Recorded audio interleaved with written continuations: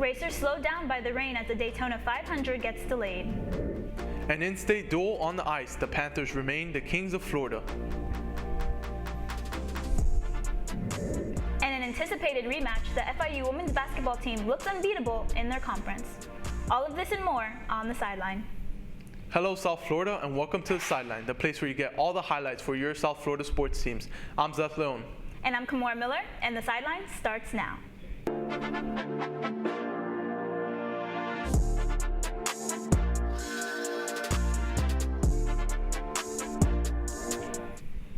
While the NASCAR season was set to begin with 3 races taking place over the weekend, rain took over and postponed 2 of the events.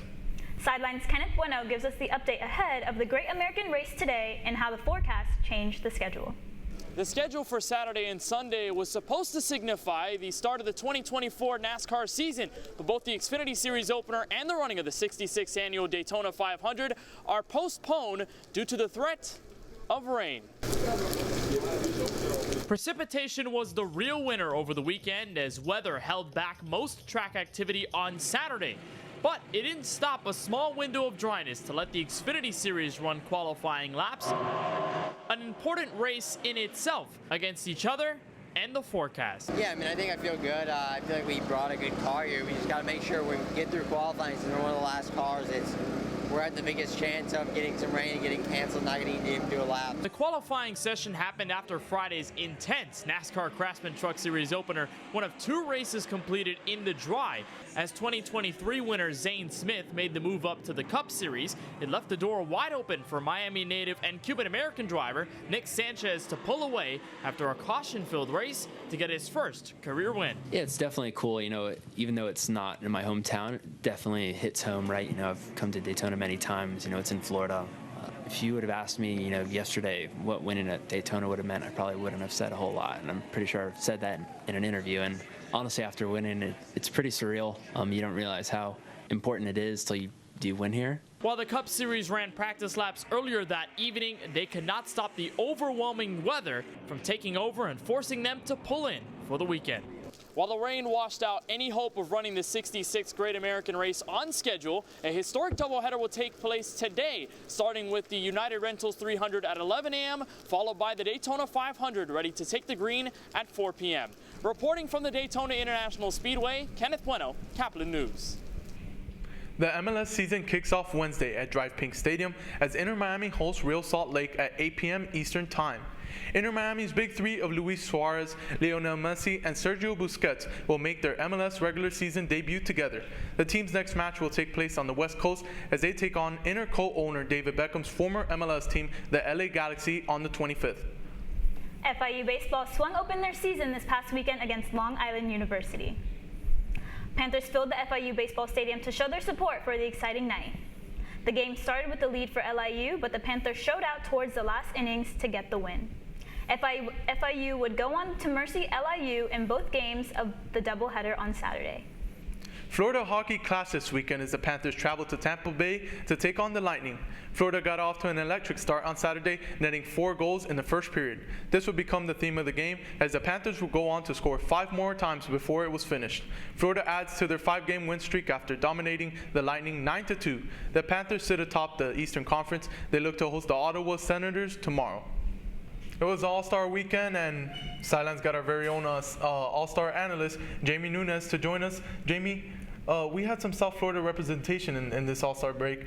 Can you tell us how they played? Absolutely. So, unfortunately for Jaime Jaquez Jr., he did finish last place in the dunk contest, but I do have some questions. I know you have some questions for me, Zeth and Kamora, but I have some questions for myself for the NBA. So the dunk contest judges for that matter, so how does Jaime Jaquez Jr. finish with a lower score, the lowest score actually in the dunk contest, where he jumped over Shaquille O'Neal, while at the same time, Boston Celtics Jaylen Brown dunked over, I believe he's 5'4", Kai Cenat, the famous streamer.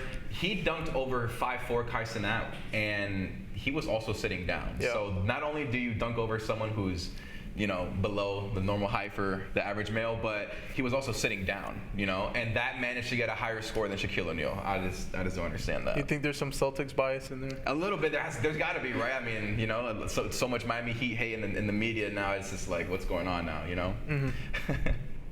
But yeah, and then also on top of that, it's like, how does this streamer, Kai Cenat, how does he finish with more points in All-Star Weekend than Bam Adebayo? I mean, come on, Bam. I know, I will give him credit. I'll give him his flowers. He had a great play on Jokic where he inbounded the ball off his back and then he stepped back for a three. But yeah, it was a little bit rough for the. Yeah, that's a big L for the South Florida guys, and. Not a great showing this All-Star Weekend, but at least they were there. The Heat had some representation. Absolutely. But that, let's jump into our biggest WNL segment, so we can find out who each of us got, winning and losing. Jamie, you're our guest. Why don't you start us off? What's your biggest W? My biggest W for this week is going to be Ilia Topuria. He actually defeated Alexander Volkanovski for the featherweight title of UFC this past weekend, and it was in dramatic fashion. He knocked out Volkanovski in the second round. And that's my biggest W. It's got to be the new featherweight champion of the UFC, Ilia Topuria. Yeah, congratulations to them. Kamora, why don't you tell us your biggest W? My biggest W is going to come from the All-Star game with Tyrese Halliburton from the Indiana Pacers. I mean, he pretty much brought the competitive flavor to the court. I loved watching him play. He got 15 points in the first minute and 30, 5 straight threes. I mean, I was just in shock. It brought everyone to their feet, so that's my biggest win for the weekend. I got some things to say about the All-Star game, but I'll hold that for a second. Mine also has to do with the All-Star break, but it has to do with Mac McClung winning his second dunk title. That's an impressive feat. The judges scared me for a little bit. With their voting, they had some interesting, rankings on some of the dunks. But I think in the end, they gave it to the right guy. And, that's back-to-back titles for Mac McClung. Yep. So, Jamie, why don't you tell us your biggest L of the week? So, my biggest L, unfortunately, is going to have to go, well, fortunately, in this case, we'll go to the Tampa Bay Lightning. The Tampa Bay Lightning did lose to the Florida Panthers to a score of 9-2. And for all the rivalry and the history that the Tampa Bay Lightning and the Florida Panthers have had, this was just so fitting and so refreshing for South Florida sports. So my biggest L is the Tampa Bay Lightning. Yeah, even though that's a big L, it's nice to see both, Florida hockey teams doing well. Why don't you tell us your biggest L, Kamora? My biggest L is going to come from the Western Conference of the All-Star game. I feel like with their roster, they had Steph Curry, Anthony Davis, Nikola Jokic, LeBron James. I feel like 25-point loss from the East Conference. It wasn't a good lineup, so. Yeah. Over 200 points and so much for defense. Yes, exactly that, yeah. As you mentioned, that's a big loss for the Western Conference, but it's just a big loss for everyone that watched the All-Star game. I mean, what an embarrassment. I mean, 200 points, I understand we're breaking a record here for most points scored, but there's absolutely no effort. There's no defense. There's no trying. I understand, the players trying to avoid injury here, but when you see what the All-Star game used to be, what it used to mean, and what it is now, it's very disappointing to watch. So, it's hard to get over that. Yeah, for the celebrity game to have more effort than the actual All-Star game is a little bit. That's a great point. Michael Parsons would have scored 40 points in the All-Star game as well, not just in the celebrity game, because no one was playing defense there. With that, we'll jump into our next segment.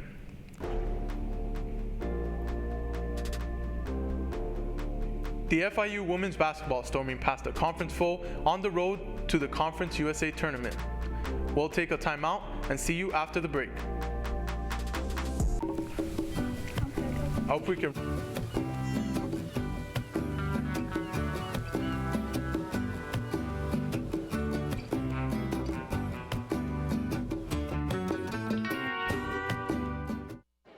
The black truck?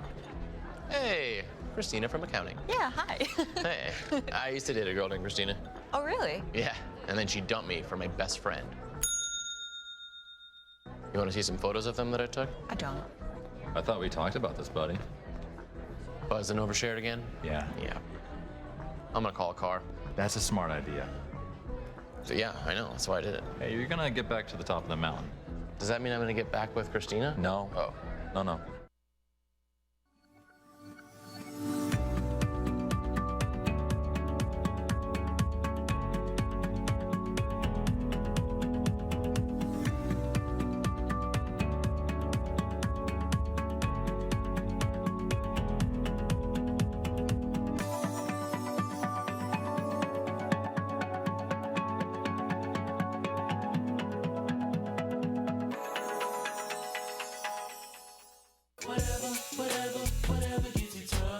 there are a lot of ways to reach out to a friend about their mental health.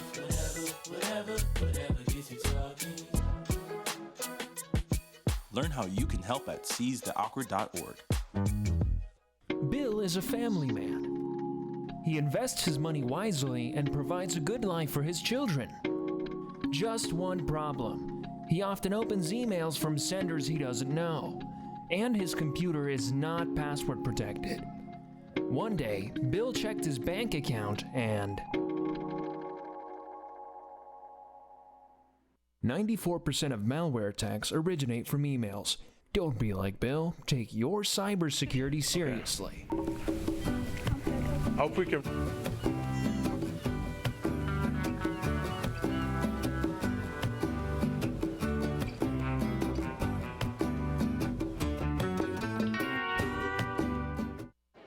The black truck? Hey, Christina from accounting. Yeah, hi. Hey, I used to date a girl named Christina. Oh, really? Yeah, and then she dumped me for my best friend. You want to see some photos of them that I took? I don't. I thought we talked about this, buddy. Buzzed and overshared again? Yeah. Yeah. I'm gonna call a car. That's a smart idea. So yeah, I know, that's why I did it. Hey, you're gonna get back to the top of the mountain. Does that mean I'm gonna get back with Christina? No. Oh. No.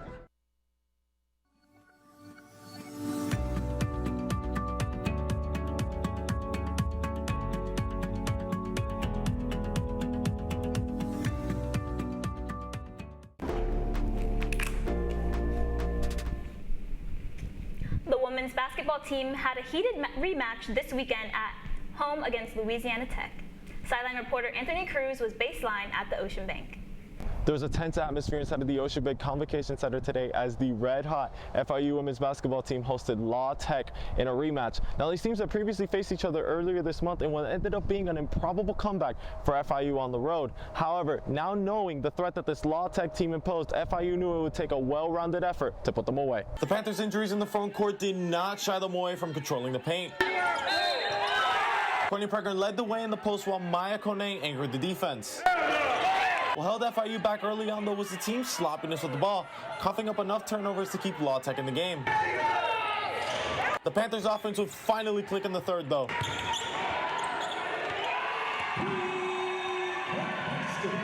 As Maya Kone and Jenna Bayoso would begin the half with 3 triples in quick succession, and Prenger followed that up with 2 consecutive and ones.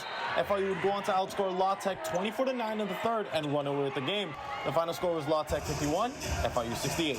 FIU now has a tough road stand ahead of them before they come back home to close out the year. They will look to continue on the right foot when they take on Liberty on Thursday. For Kaplan News, I'm Anthony Cruz. We got a slate of games coming up this week. A couple teams for Florida got some important matchups coming up. Let's start with the Panthers. Come on, why don't you tell us how you think the Panthers are going to fare in their slate of games? First game coming up is against Ottawa. The Ottawa Senators are struggling a little bit, and the Panthers now sit atop the Eastern Conference. How do you think they're going to do? I think the Florida Panthers are going to dominate this game. I feel like they have a home game. They're going to be able to get that energy from the crowd and take the win. Yeah, the Panthers also play the Hurricanes and they play the Capitals as well. I think the Panthers are on a 5-game win streak. I'm going to go with them, continuing that win streak, adding it to 8. Let's jump to our next game. Inter Miami. Inter Miami is playing Real Salt Lake. The season opener for the MLS. How do you think they're going to do? I think Inter Miami is also going to take it. They've had a really great season. They're very exciting, and I mean, my vote goes to them. I agree. I'm gonna go with Inter Miami. First time the trio's playing together.